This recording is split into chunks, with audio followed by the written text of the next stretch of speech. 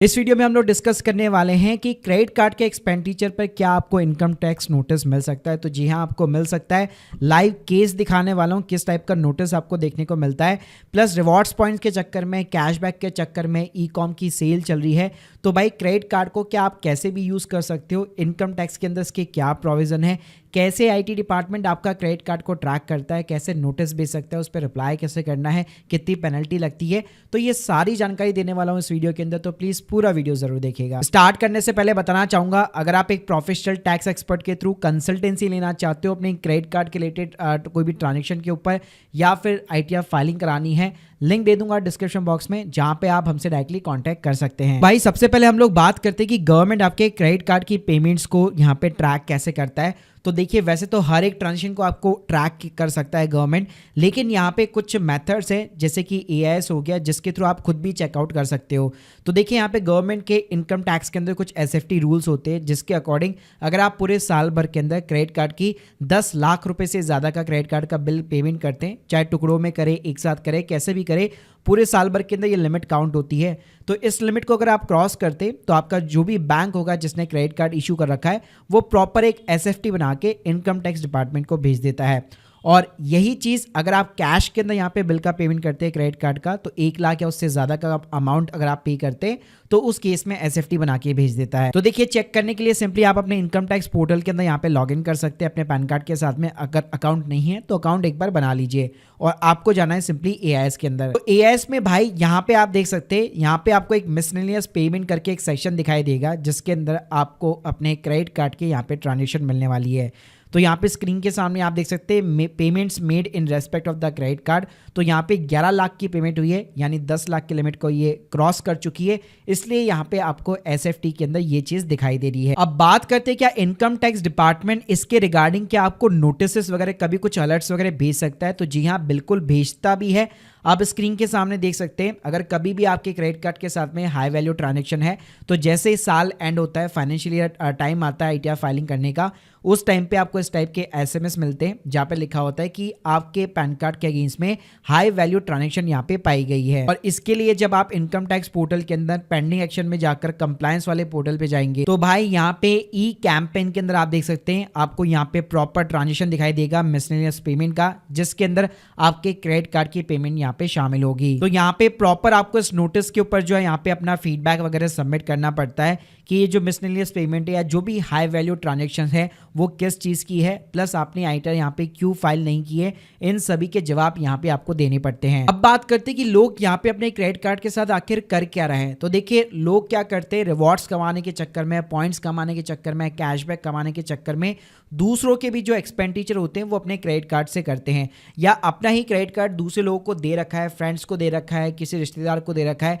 और उनके खर्चे भी वो इसी क्रेडिट कार्ड से किए जा रहे हैं।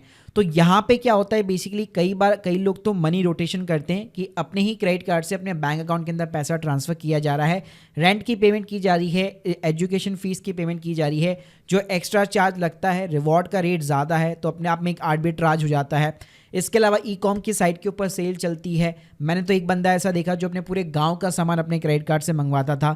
तो भाई ऐसी चीज़ें यहाँ पे लोग जो है अपने क्रेडिट कार्ड के साथ में कर रहे हैं। अब भाई इससे इनकम टैक्स डिपार्टमेंट को क्या दिक्कत होती है, केस नंबर 1 लेना चाहूँगा। मान लो आप अपने क्रेडिट कार्ड से 15, 20, 50 लाख के ट्रांजेक्शन कर रहे हो, लेकिन जिंदगी में कभी भी इनकम टैक्स रिटर्न यहाँ पे आपने फाइल नहीं की, तो डेफिनेटली आपको ई कैंपेन का भाई हाई वैल्यू ट्रांजेक्शन का नोटिस मिलने वाला है। तैयार रहिएगा, और प्रॉपर इसके ऊपर आपको एक फीडबैक और अपनी आईटीआर भी यहाँ पे सबमिट करनी पड़ेगी। एक केस ऐसा हो सकता है कि आप आईटीआर तो फाइल करते हैं, मान लीजिए आपने नील की आईटीआर फाइल करते हैं 2.5 लाख रुपए की, 3 लाख की, 5 लाख की, 7 लाख की, 10 लाख की, लेकिन आपके जो क्रेडिट कार्ड की भाई बिल की पेमेंट है वो है 50 लाख रुपए, 70 लाख रुपए की। तो उस केस में भाई डिसेपरेटिव हो जाती है कि आपकी इनकम तो कम है और आपके एक्सपेंसेस ज़्यादा है, तो इसका भी जस्टिफिकेशन जो है आपको डिपार्टमेंट को बाकायदा देना पड़ता है कि ये इतने सारे एक्सपेंसेस कैसे हो रहे हैं, जबकि आपकी इनकम तो बहुत कम है इनकम टैक्स रिटर्न के अंदर। अब बात करते हैं, अगर आपके साथ में ऐसी कोई सिचुएशन हैपन होती है, आपको अगर इस टाइप का कोई नोटिस मिलता है, तो आपके पास में क्या क्या ऑप्शन है। तो जैसे मैंने अभी आपको केस बताया, जैसे उनको मिला था तो उनका हम लोगों ने अपडेटेड आईटीआर यहाँ पे फाइल किया था। तो यहाँ पे जो है अगर आप पहले आपको चेक करना है क्या आपकी इनकम जो है इनकम टैक्स रिटर्न और क्रेडिट कार्ड के पेमेंट्स के बीच में ज़्यादा यहाँ पे डिफरेंस नहीं होना चाहिए। हाँ, थोड़ा बहुत चल सकता है कि मान लो इस साल गलती से मैंने 12 लाख की पेमेंट कर दी है क्रेडिट कार्ड के थ्रू, लेकिन भाई मेरी इनकम भी आईटीआर जो मैं भरता हूँ कम से कम 9 से 10 लाख की आईटीआर जाती है, तो एक लॉजिक बनता है। लेकिन काफ़ी ज़्यादा अगर डिफरेंस है या आईटीआर आप फाइल ही नहीं करते तो उस केस में भाई आपके पास में ऑप्शन रहता है, आप पिछले 3 सालों की income tax return updated ITR यहाँ पे फाइल कर सकते हैं। पेनल्टी और इंटरेस्ट तो देखो देना पड़ेगा गवर्नमेंट को, नो डाउट, जब आप आईटीआर फाइल करोगे।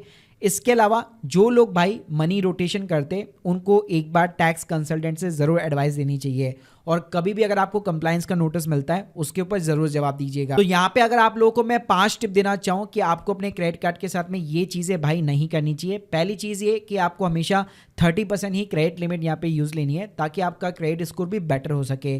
क्रेडिट कार्ड का बिल हमेशा टाइम पे कीजिए, और क्रेडिट कार्ड को केवल रिवॉर्ड्स और कैशबैक के लिए यूज़ मत कीजिए।